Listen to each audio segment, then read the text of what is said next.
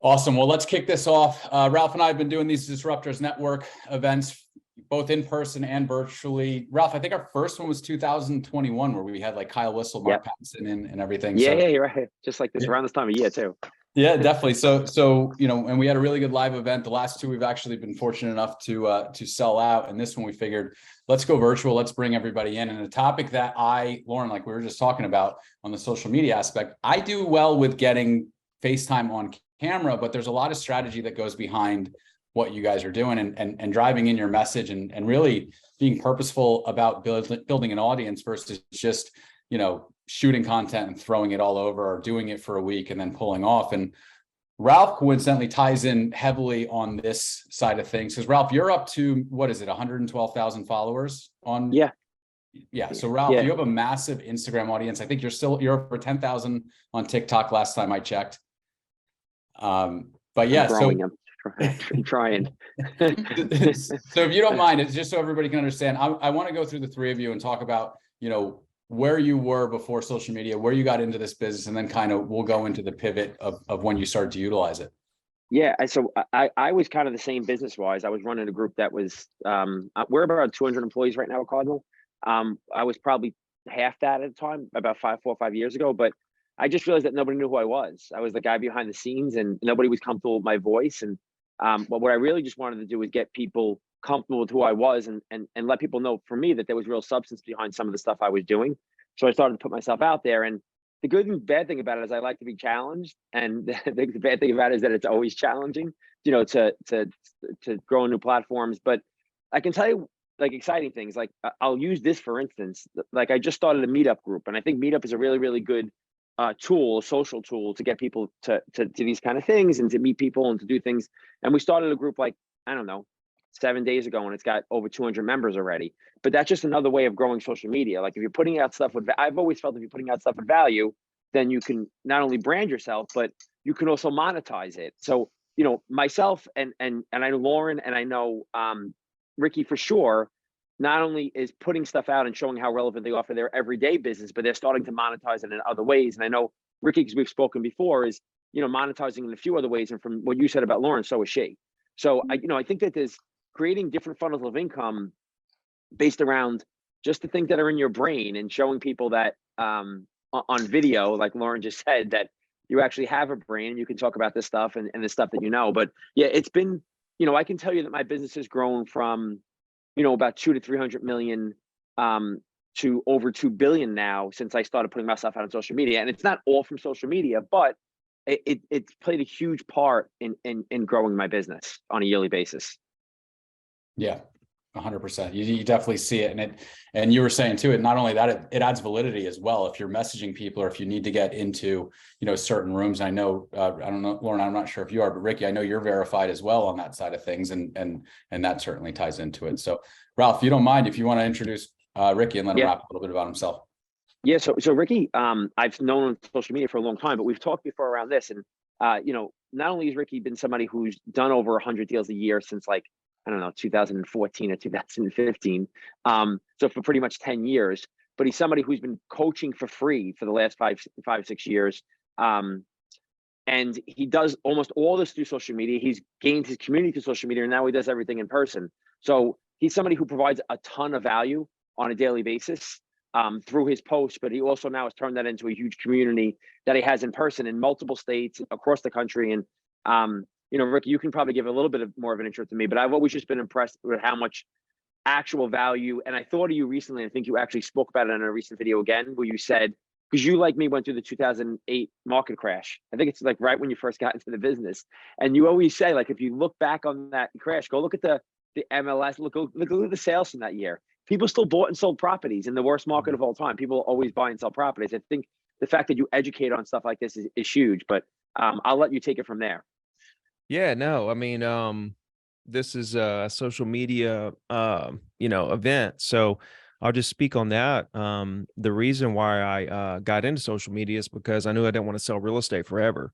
And I didn't use social media to build my real estate business. I got in real estate long before social media ever existed. And I never really did. The funny story is that I was one of the first people on MySpace. And as it kind of went away when Facebook came into the picture, that kind of that was kind of a black eye for me with social, because I thought, well, these platforms are just going to come and go.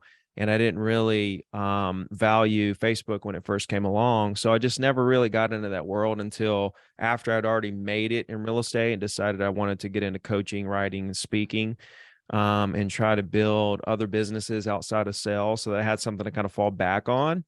See, that's the thing. A lot of people think they want to sell forever because they love sales, and I definitely loved it.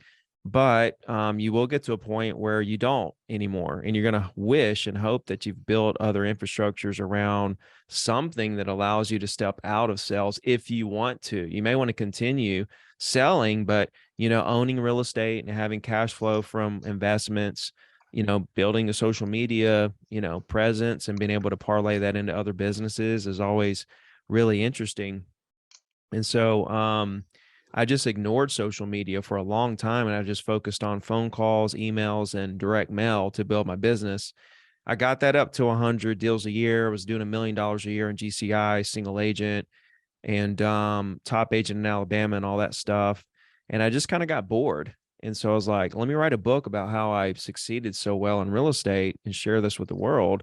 And that kind of turned into people that took off, number one. And then I started speaking, and then I realized how much this was helping people. That kind of kept me going. But I started out charging for coaching, like for a split second, a couple months. I realized that really wasn't the path to really see mega growth. See, the reason why I went free on the coaching is because I knew how important social equity was in terms of just people that know who you are and really respect and love you.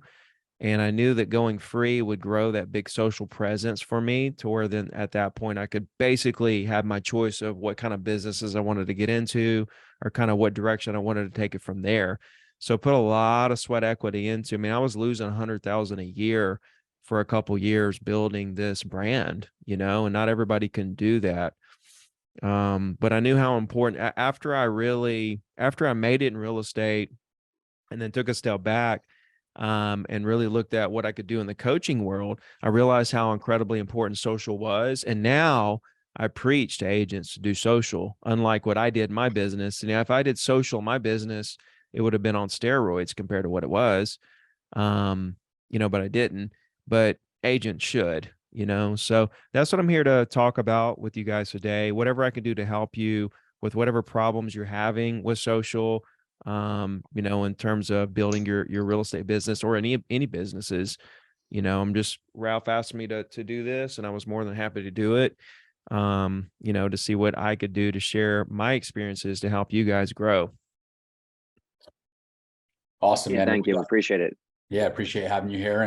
And Lauren, tell us a little bit. I know that you are you and I, we spoke at an event down in Charleston last summer, and you had some really good stats around TikTok. And then I'm watching your Instagram day after day going, what the heck are you doing to scale it like that? So yeah, tell us a little bit about when you made your transition into social and some of the results that you've had so far. So I was when you guys were selling houses in 2008, I was graduating college. And I started in financial advising. The day that Fannie Mae and Freddie Mac went under was the day I got my financial services licenses. So I sat front row to the housing market collapse. But the thing that I had learned is we were one of the first 8 schools on Facebook. And I literally, on Facebook, we had this beach that was probably like 3 to 5 miles from our campus, and our freshmen couldn't have cars on campus. Okay.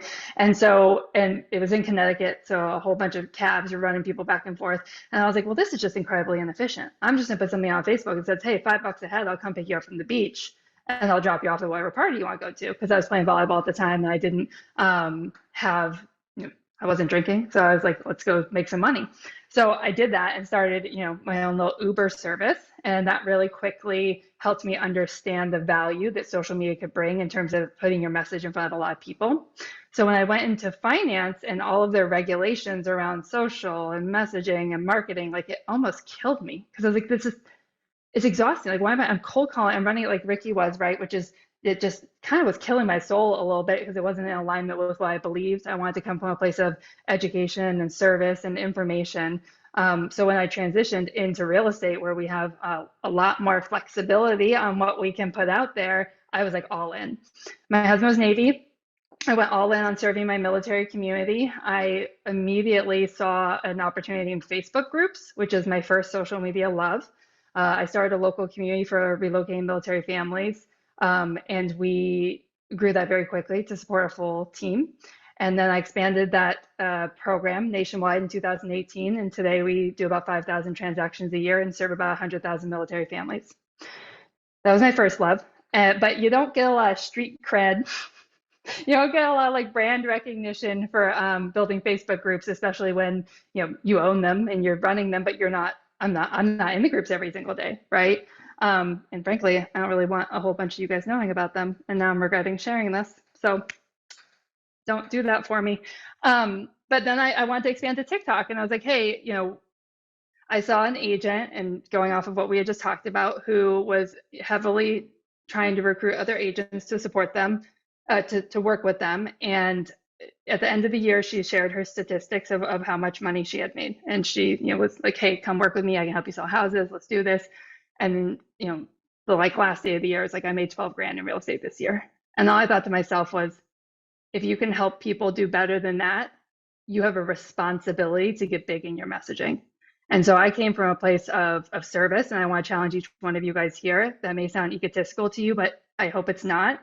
If you've ever had a conversation in the back room about realizing that maybe another agent has a bigger business than you, but you are that person who cares, and you come from a place of education, you always put your clients first, you have a responsibility to be visible. And it's on us, right? So that's why I really took it to TikTok. I grew 100,000 followers in a year. December 15th, decided, hey, I'm gonna see if these tactics work on Instagram. And I think today I was at 2,300 followers when I started, and today I'm at 48,000. So they work on Instagram too. And just to put that in perspective, last month, a week from this past Monday, she was at 30,000 followers on Instagram. And I think that's what's really cool about, like, obviously there's codes being cracked. Ricky didn't get into it either, but Ricky, you're 250,000 followers on Instagram right now, right? Yeah, 230. Yeah. So I guess, and again, I'm about 2,000 or 2,200 somewhere, 2,100 somewhere around there. When did you all start seeing that, hey, I'm getting traction, my branding, my videos, what I'm doing is starting to work? And to go back, like Lauren, did it hit quickly on TikTok, or did it take time? I had glimpses of what it could be, but my challenge to what I committed to doing, right? I woke up on December 2nd, 2021. I was like, I'm going to post one TikTok a day for the next 30 days and see if this is like a viable form to grow my business and grow my personal brand. And I didn't know what I was trying to grow my personal brand, but that's really what I was doing. So as I went through that process, I quickly learned that if I just set aside 30 minutes in the morning to record, like I can record 3 to 4 videos a day. So why would I only post one of them? And what happened is that the third and fourth video that I was posting a day started really hitting different because I stopped caring. The first video I recorded was like for everyone else, what I thought that they wanted to see. The second video got a little bit closer to who I am authentically. And then the third and fourth video, I was like, well, crap, now I told people I was going to do 3 or 4 videos, so I better figure out something to say. And those videos started taking off. And that to me was like a learning process of peeling back the layers of who am I actually versus who do I think people want to see on camera. And that is a big shift that I want business owners to go through, is that you don't have to be a mirror of the people who already exist. You don't have to be a mirror of me. You don't have to be a mirror of Ricky. You don't have to be a mirror of Ralph. It's about figuring out what works for you and then duplicating it and multiplying it and compounding it and doing it over and over again. That's awesome. And Ricky, what about you? When did it start to kind of take off for you? When did you start getting traction? I know you mentioned building the brand was actually putting you in the red in the beginning. I don't know, man. You tell me when to start. I'm still waiting for it to take off. I mean, it's just an absolute grind. Nothing I had really went viral. I had a couple of videos that did pretty well, but it's just been a really slow, gradual climb. I didn't really have anything that like popped, but I just consistently posted every day on all platforms, YouTube, Instagram, Facebook, every single day for years. I think that was really big. but you're always reinventing yourself. You'll create content for months and months, and kind of the same style, and then you won't even realize it, but you'll kind of look back at a video from like 6 months to a year back, and you'll be like, wow, that is a completely different person. And your whole editing style and scripting of the videos and stuff are just completely different. You don't even realize it. You just kind of slowly transformed. There was a month last year, like maybe June or August, where I was at about 220,000 for about a year straight. And I was losing, people were unfollowing as many as were following. And it was like a year straight. I just was kind of stuck right there. And I just quit posting for like 2 weeks. And I was like, I need to really sit down and figure out this whole algorithm. And like, so I talked to Meta a couple times, like had deep conversations with people at Meta, and like was really just researching and studying and watching. And I came back. This was before I was like now I'm doing like 4 to 6 posts a day on Insta. And which I don't I don't suggest that for anybody. If you're a real estate agent, really one a day is like really good. Like that's really where you should be, at least one a day. Have that be the goal. But I'm trying to build this global brand, so I have to do more. But I started to understand the algorithm a lot more on Instagram, and that was when I started actually treating it like a job. So that's the point I wanted to make, is that until up to that point, I was posting whatever, whenever, and that only got me so far, and then I was just plateaued out. But then I got very intentional and actually started spending time brainstorming content ideas, batch filming, 10, 20 videos at a time, and getting to where I had a system in place where I could literally pump out 4 to 6 posts a day. And until I started doing that, I didn't really, I didn't really start picking back up the growth. Now I'm picking up 200 organic followers a day on Instagram, which is incredible. And it's all from that consistency of posting. I can get into like algorithms and stuff, but YouTube's a little different, right? YouTube is like, some of these videos don't take off for like 6 months after you post them, right? And everybody looks at the Graham Steffens and the, some of these guys that get 100,000 views and, in the first 48 hours, and that's great. But honestly, not all of us can be those YouTube superstars that go out and get hundreds of thousands of views. So how do you win on a lot of these platforms? You have to look at each platform and try to figure out what the game plan is. For YouTube, it's like very long. What they're pushing is very long form content, like hour-long videos. These long podcasts that these guys are doing, sitting on the couch and filming, that's what YouTube is pushing, because it's keeping people engaged on the platform the longest, longer than these 10-minute videos. And they like take off. Sometimes those videos will take off 6 months down the road, or even a year down the road. It's really crazy how the whole thing works. So now my Instagram strategy is 4 to 6 times a day to get 200 followers. And then on YouTube, it's like I'm posting videos and getting 1,000 views, and I don't care, because I'm playing such the long game on YouTube. It's not even funny. Like, I'm hoping that I know that one of these videos, 2, 3, 4, 10 of these videos are going to like take off in 6 months. You know what I mean? So I think people are super impatient.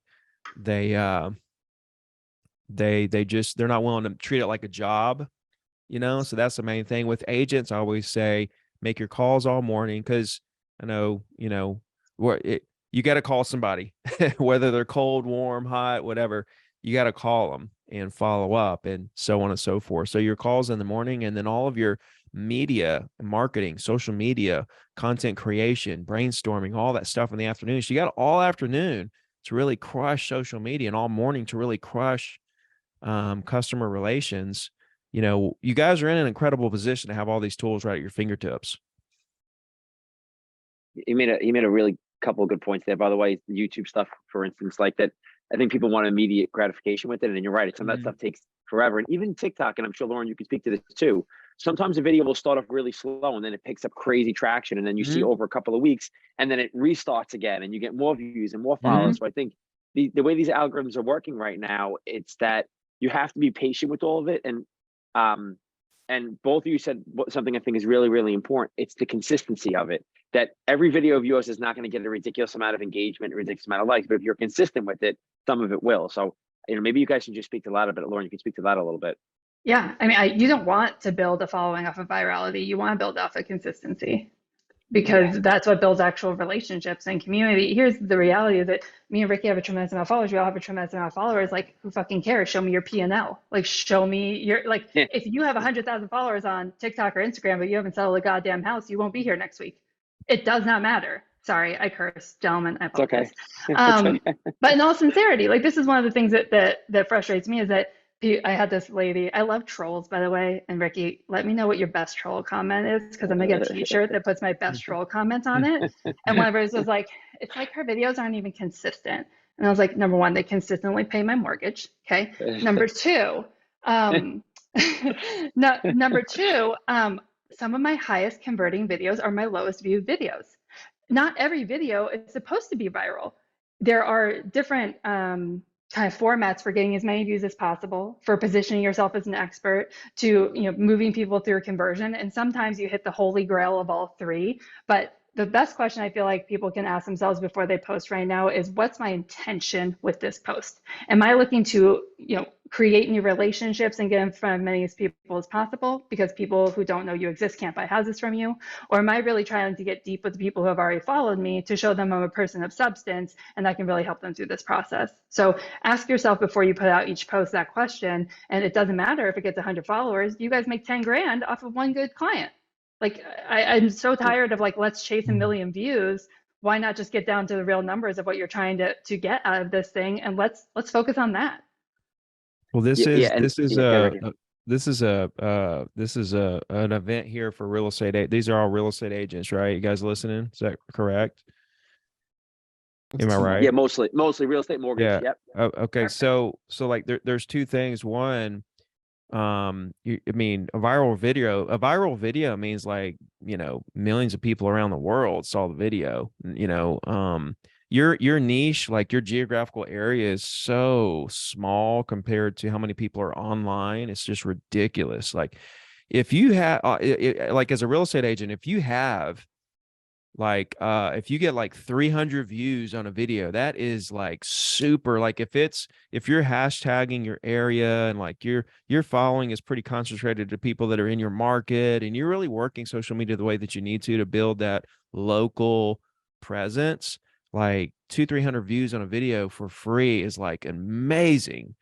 You can convert so much business out of that if you're doing it every day and you kind of have a conversion process. But Lauren was right. Like, the videos like that don't get that much engagement, that are very niche to your audience and whatever your niche is, that's really like building that trust with your current followers. You know what I mean? Like, you do viral videos to get more followers in, and then these really niche videos that don't go viral because they're so niche really kind of continues to build the brand and the trust with your current followers.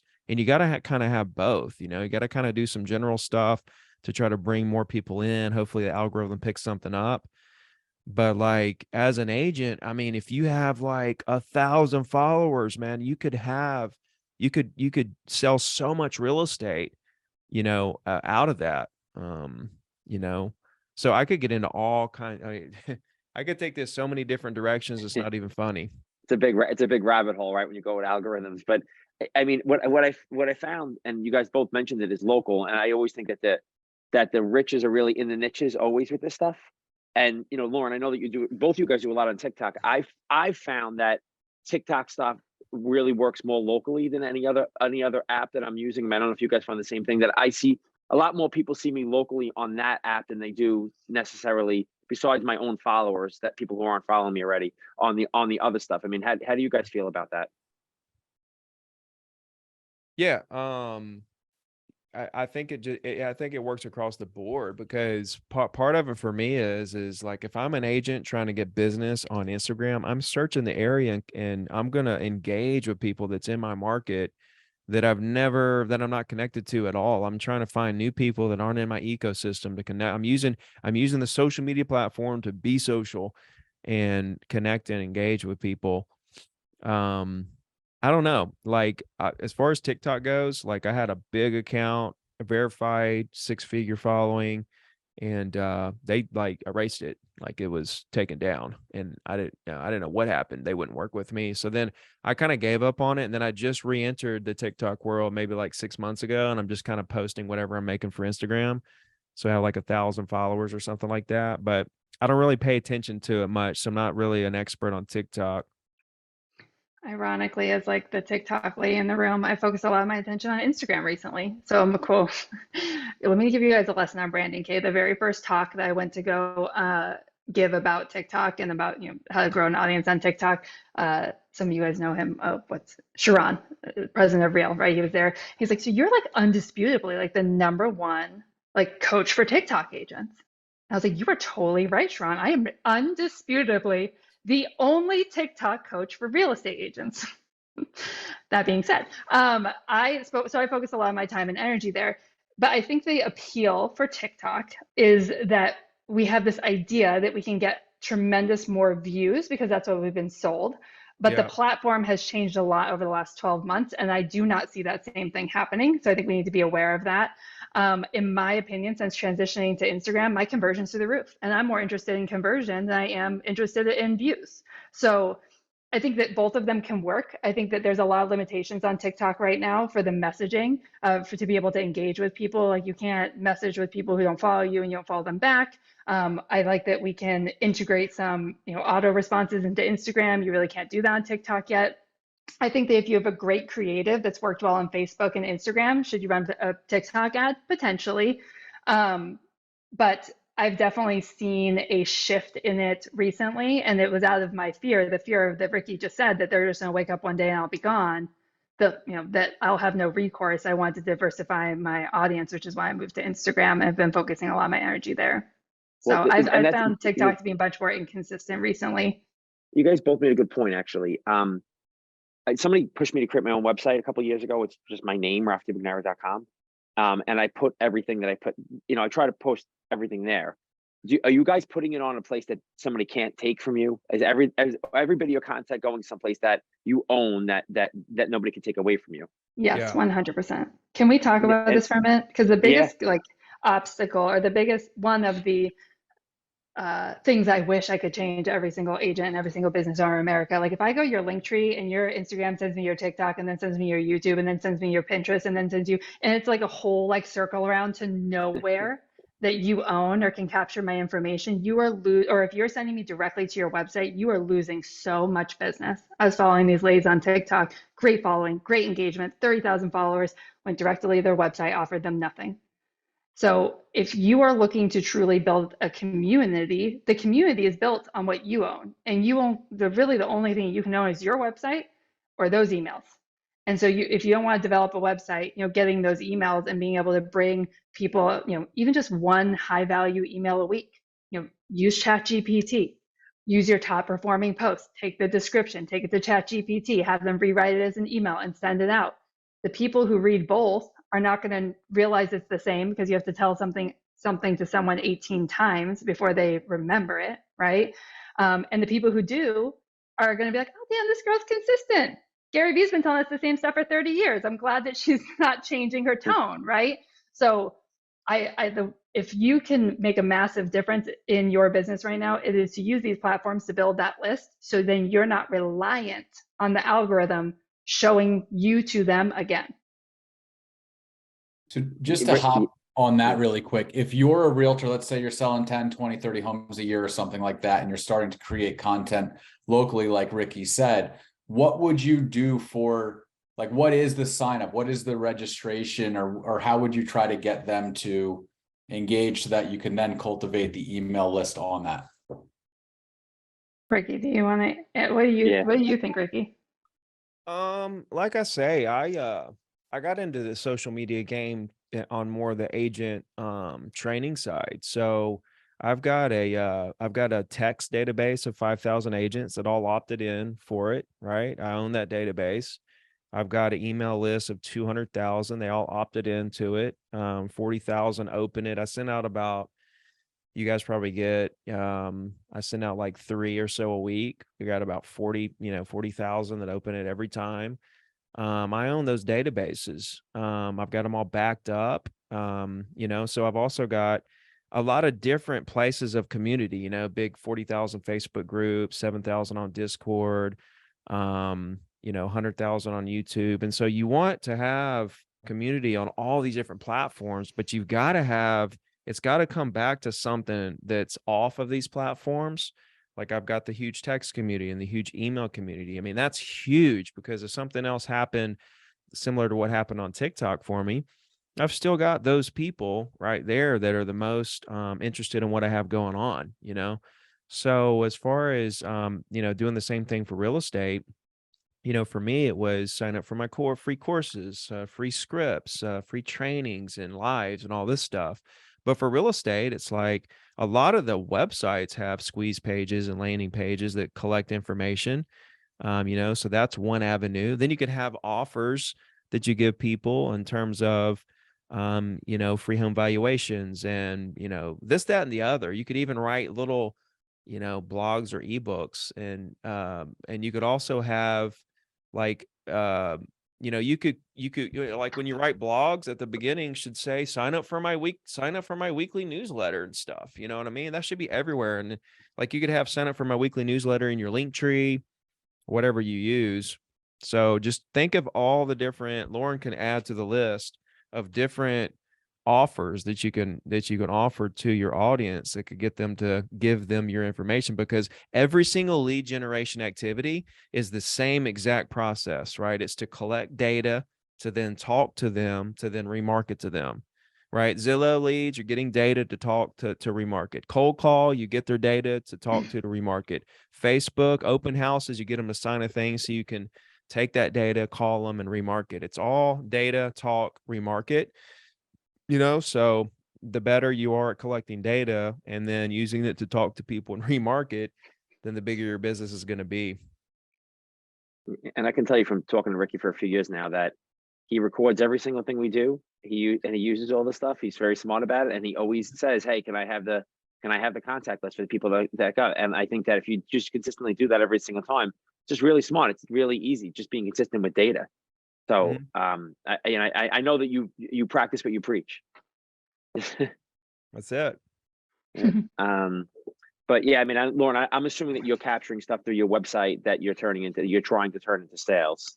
Oh, I don't have a website. I use Yeah, no. So I did TikTok for a year, and that was a mistake. And I've done Instagram for 40 days. I'm gonna stick with that. But my next one's SEO. So they'll be pushing out a website here. I want to play that game a little bit and see how that goes. I believe in terms of lead capture, I use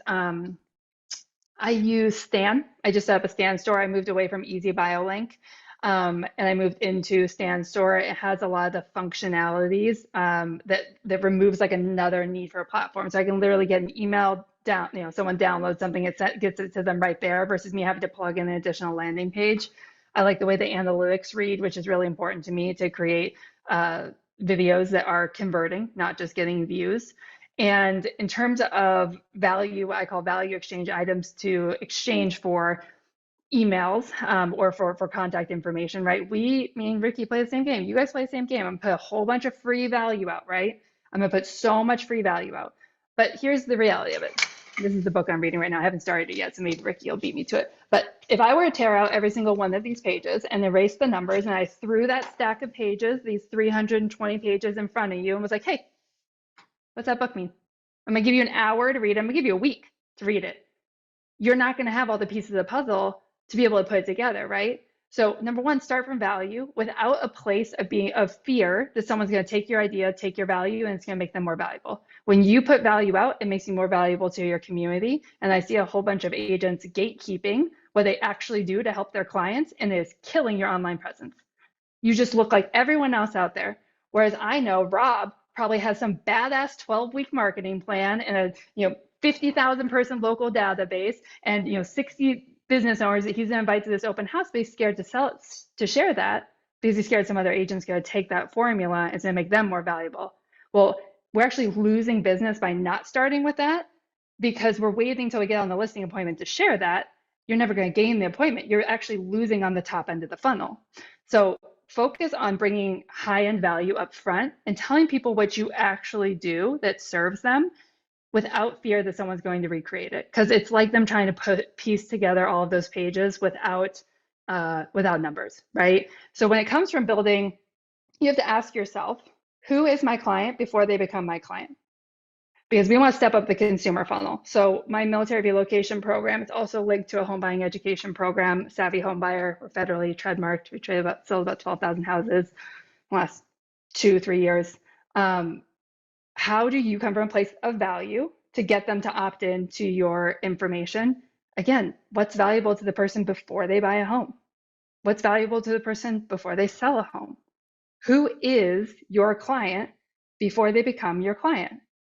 And we can brainstorm here, but I'm guessing it's someone who lives in a certain proximity. So what's valuable to those people? Someone who is coming to a place of change in their life. Identify the top 3 changes that have happened and to prompt people calling you. Hey, just out of curiosity, Chris, I know you gave me a call today. I'm super excited to work with you. What prompted that call today? Just ask. They're gonna be like, oh, thanks for asking. I got a new job. Awesome. Why not create a value exchange item about increasing your income, increasing your job, upgrading your blank, because that's what upgrades your home, right? So I've always really believed in stepping up the consumer funnel where it becomes very blue ocean, where the majority of agents fight in the red. You guys don't want to get in a relationship with people until they're like, I'm ready to buy. And then we're like frustrated when it's a transaction that comes off of Zillow. Well, that's where people go when they're ready to buy. I want to be in relationship with them 6 months to a year prior. So that way, when it comes time to buying, they're not going to Zillow, they're going to Lauren. Preach. Boom. You talking some smack over there. So the thing The is, roll went like, down. that was really cool what you said, like, this little scenario, and you kind of wanted to dig deeper. Like, oh, what's got you thinking about doing that? That is so key. And that brings up such a good point to people choose their real estate agent. The number one reason is because they had a friend in the business. And so if they're meeting you on Zillow when they're getting ready to do something, chances are somebody already has established that more long-term relationship. And it's kind of tough, actually. I mean, I tried Zillow for like 6 months. When they first came out, I was like, this is this is ridiculous. Why would I pay thousands of dollars for contact for data when I can get it for a couple pennies and just call people? Same thing I'm going to do anyway, and develop those relationships long before they decide to buy or sell. Meanwhile, running into people constantly that want to buy or sell and helping them as well if I can, if they don't already have a relationship. But it's all that. I like everything you said right there. That was pretty key. Ricky, I feel like you'll love this. I tell my agents, you're like, oh, I'm thinking about doing a Zillow contract. I'm like, great. Is real estate a transaction or is it based on a relationship? It's based on a relationship. Awesome. Then why are you going to Tinder for what you're looking for on Match.com? Oh, snap. Like, it doesn't make any sense. But here's the other thing, guys. I went through this space where I was probably where Ricky was, right? In my business, I was like, I want to scale how you get more relationships, how you get more conversations. And so it was that decision, do I invest into Zillow? And if I'm not going to invest into Zillow, what do I invest in? And I will tell you that decision, like that crossroad to say, I'm not going to invest in renting other people's attention and renting other people's media. I'm going to build my own that I own, that I can turn up and turn down. I can turn on the faucet when needed and turn it down. It's protected my family's livelihood through ups and downs in the market. Whereas, a lot of my colleagues who chose to go the seemingly easier route, the transactional route, the Zillow route, have been subject to Zillow Premier and Zillow Flex, and now it's per lead, and now it's per zip code, and their livelihoods, ability to feed their families is completely reliant on something they don't control. It's terrifying. Yeah. So if you're going to invest like time, energy, and money into something this year, invest into fucking something you own. And I know we don't own our social accounts, but I own it a whole hell of a lot more than I own Zillow.com. You mean Tinder? Can we get t-shirts made? You own your name at least. You're right. You own your name and your image and all that kind of stuff. So you're building your brand one way or the other. But here's the thing. If Ricky goes down on IG tomorrow, he's 220,000 people. He's going to launch another account to be like, Ricky! Like, he owns himself. and his That's likeness and his teachings, it's not the end of the world. You could relaunch, probably grow faster. That's a good point. People will be seeking him out on social media, trying to figure out where that account went, and then come fly back into it, especially if you're spending a lot more time in Instagram. I just sent an email out. I just sent Yeah, an email out, and all my followers will be right back. It's a good point. There's that email list again. But yeah, Lauren, I mean, that ties into exactly what Ricky was saying with the YouTube game. And I think that so many people, not only like, there's a whole plan behind it with the email marketing, if you can gather text messaging, everything like that. And Ricky, you and I are cut from, I'm a heavy like Mike Ferry agent. So cut from a similar cloth where I feel like prospecting is absolutely key. We run a large mega team, and I didn't add Zillow in until Flex became an option, where we just pay the referral back in 2021 2021.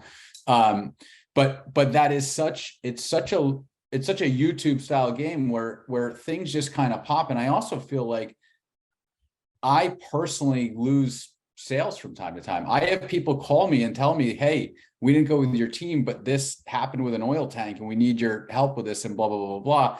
And I tell everybody, I'm like, you might lose, I heard this years ago, but you might lose a sale, but never lose a client. So don't get bent out of shape when that happens. You'd be amazed how quickly 3 years starts to roll back around, and those people have that life change where they decide to size up and whatnot from that. But I think it's super important having a plan behind, and don't over prepare to the point where you're like in analysis paralysis either, but having a plan behind that, so that if you're going to make the prospecting call, if you're going to build the content, that there is, what is the goal? Are you going to get an email address? Are you going to then nurture them with emails that go out, Ricky's 3 times a week? That's perfect for clients, and that's incredible. But are perfect for realtors, and that's incredible. But for the consumer side of things, is it twice a month? Is it once a week? Is it, but kind of figuring that whole thing out. Once a week on the same day of the week forever, and never miss one. But yeah, I mean, that's mine since 2007. I never miss a Wednesday. It's literally why I sell 100 properties a year. That's awesome. I think that everyone's panicking right now. Here's my question to you, Ricky. How many emails is that you sent? 1 to my real estate clients per week. Per week for how many weeks?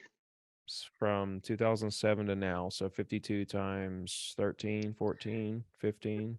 How often do you reuse your emails? Do what? How often do you reuse your top performing emails? Oh, well, it's a market report kind of thing. So it's all kind of relative to what's happening in the market right that second. It's more like I actually sit down and type my opinions and stuff around the current, breaking news type stuff. This is why I was so excited to be on this with Ricky, because we have such a different approach both extremely valuable and both extremely work, guys. That's the thing, is there are so many different ways to do this, and sometimes people get stuck in the right or the wrong. There is no right or wrong. There is just do. But like Ricky, I do the opposite, where I have like a capsule of like 52 emails, and then I just recirculate my top performing emails. Yeah. So for me, and that's awesome. It works for you. So you have to, guys, it's such a good point, like figure out what works for you. But for me, I can't do that because I want everybody to have the most recent, what I feel like is happening, what the inside market, like what's happening right now today. Maybe a new restaurant opened down the street. I want them to know about it. Know I went there, know what the story was. Email back for a chance to win a gift card, or I'll meet you there for lunch anyway. So, and that's why my emails have won so big, because they're so customized around not only me and my personality and my opinions, but also the current market and what's happening, in the market and locally. So unfortunately, I can't do it like that, because I'm trying to really bring them like so much value. I like as much value as I can, rather than just sending them the same email I sent a couple years ago or whatever. Mm-hmm. On the email side of things, do you folks ever go in with the video component as well, and then try to drive back to YouTube or something like that? I don't, because once I do that, they get lost in the YouTube shuffle and the YouTube algorithm, and it could shoot them anywhere. So I did that a couple times, and I didn't really like the fact that it kind of took them out of my ecosystem. Now I could do embed, I could do what's the one company that does those? Bomb. Bomb. I could do Bomb where it's embedded, or something like that. But I just got to a point where, images and like just typing out, my thoughts or whatever I think or mount market stats really worked really well. So I just never did the video. I kind of leave the video stuff for social media, right? So like if they're getting my weekly emails and they're following me on social, then they'll see my videos on social for the video aspect of things, and then they get my little blog style, emails, for their fix on stats and analytics and my opinions and stuff like that. So It's funny too. Like Lauren, I know in like our general chat, I've seen, I think it was Kyle Whistle was bitching about people who send voice texts out or a video text or something. Obviously, I do it all the time because I'm always running a million miles in a minute and I just want to get my message out. But I have one back to me that's 5 minutes long that like has been sitting here for, I don't want to read it back. And I saw your post, or I don't want to listen to it. I just want to shoot messages out and have them. But I saw your post. It was on Instagram and it was about writing long captions. And you've seen video, then obviously video is the big thing, but then they wanted to have captions in the video. And then now I saw your post about captions underneath, and I've always been a short and sweet, but when you wrote that, it really resonated with me because I'm to the point where there's so much video, I feel like, that I actually just want to read what's underneath the video without my audio on, because maybe I'm in the office and I can't disturb somebody, or I'm at a restaurant or something, just eating lunch by myself. What have you seen there with the long caption side of things? Yeah, so there's a great play on Instagram right now. It's doing really well for me. Is that number one, Instagram trending now is really cool because there's before it sucked because the big sounds were coming from TikTok. IG users, like 20 of them would upload to IG and they'd be fragmented, right? So the power you had from one sound, you now had to go find, 20 sounds. But I'm like, well, I love this now because I can just post down 20 different sounds and whichever one takes off, I'm good to go.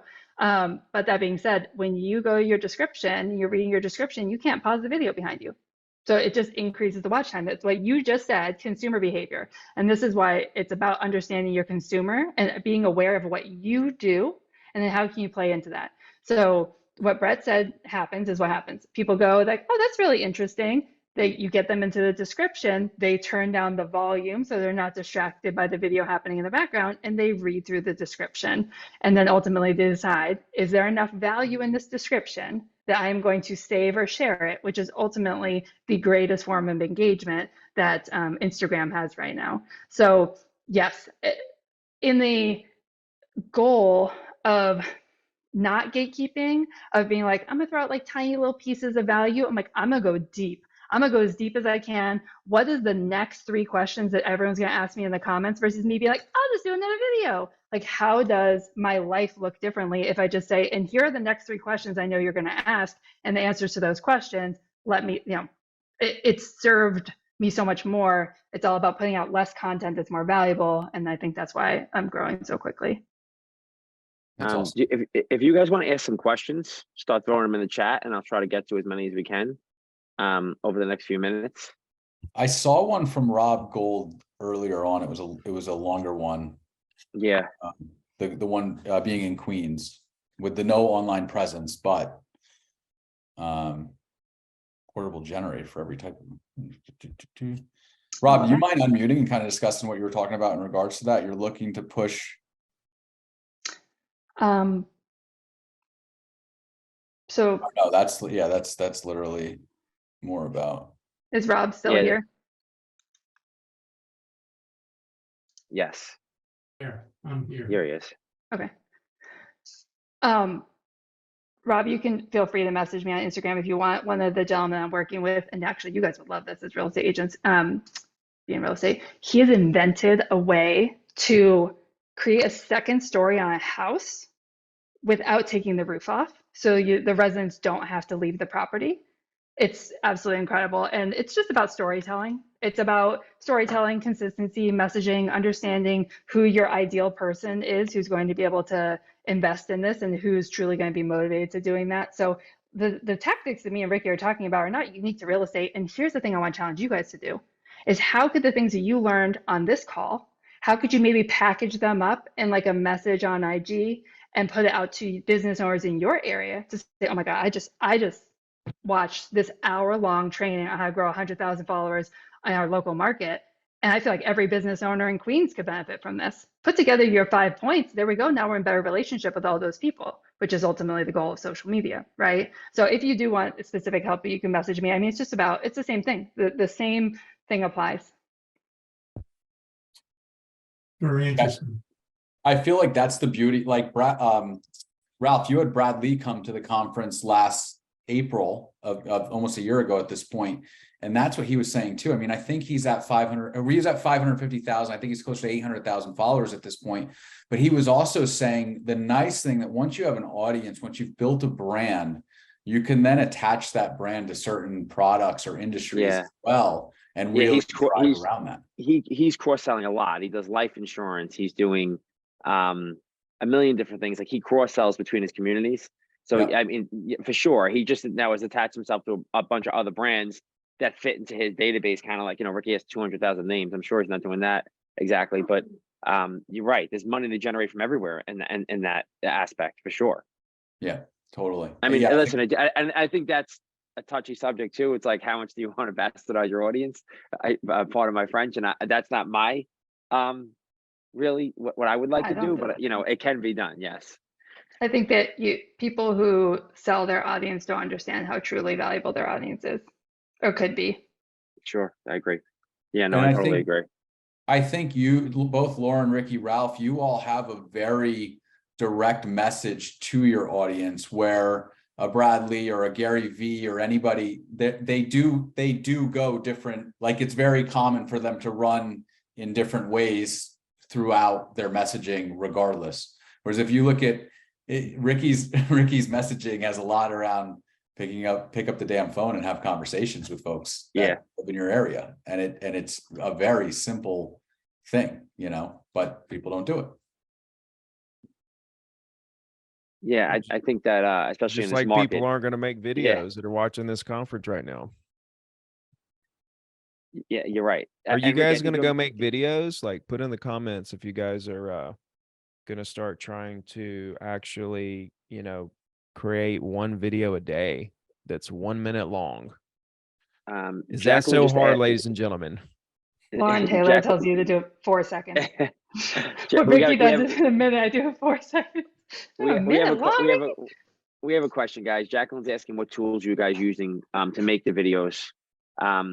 I'm using, I think the best thing, and I guess you guys can comment on this too, where I've seen the best engagement is if I use the tools that are in the platforms themselves as much as I can, between the captions and the music and that stuff within each platform. So I try to film the videos in one way that I could post on every single platform, and then I always use tools within the platforms to edit the video or caption the video, whatever it is. It helps. I think it helps with engagement, but you guys may know better than me. Lauren? I was, when I was only working on TikTok, I was using within the platform, but now I've moved to recording natively on my phone, on my iPhone 13 with no special settings, except for probably 4K recording. Any of my talking or speaking videos, I don't speak directly at camera anymore. I haven't done it in more than 45 days, and I'll probably never do it again. I think that is incredible, and there's a small, not small, maybe, but could be potentially huge group of people who could do that really well. But I found where my sweet spot is just having a camera right here, recording me on the side view, and then cutting those snippets so I can just be myself. And so if you're struggling with how do I overcome this obstacle of creating video, like don't create video, just document yourself on what you're already doing, talking to clients, taking coaching calls, you know, talking to vendors. And then your true authentic self can really come out. So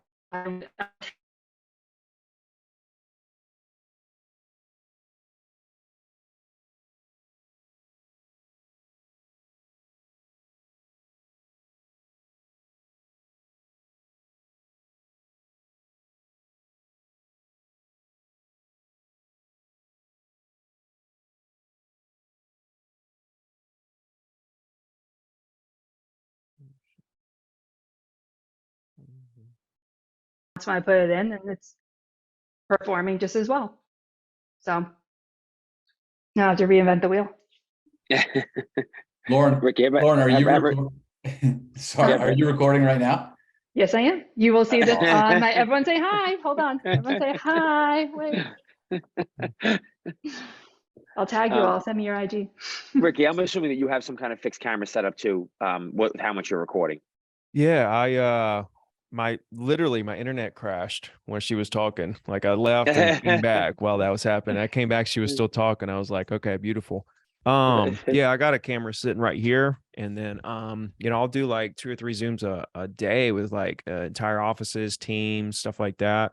I'll have it right there. You guys see all that stuff on my videos and stuff, but I'll do both. So I'll do a lot of documentation, chop that up for YouTube and Instagram and all that stuff. But then I'll also do a lot where I'm talking directly to camera and actually create as well.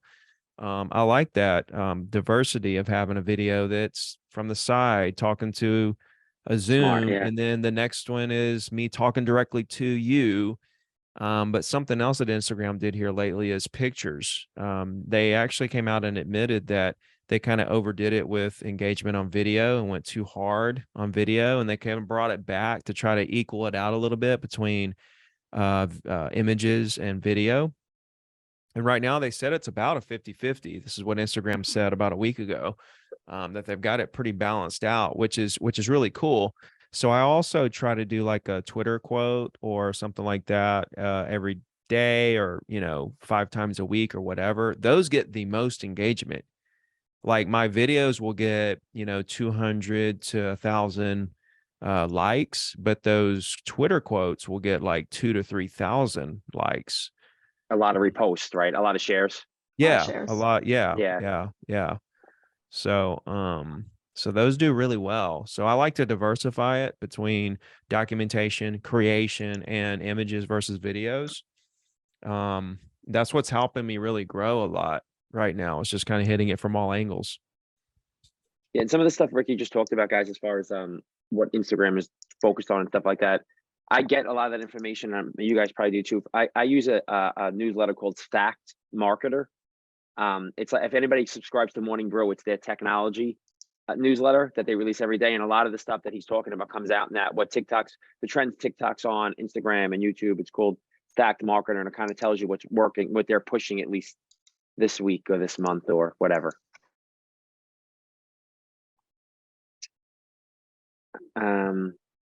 Yeah, Darren, I know this. Darren just said Twitter quotes with music in the background is big for sure. There's getting a lot of engagement, which I agree with. Anybody else? Any questions before we let these guys get out of here?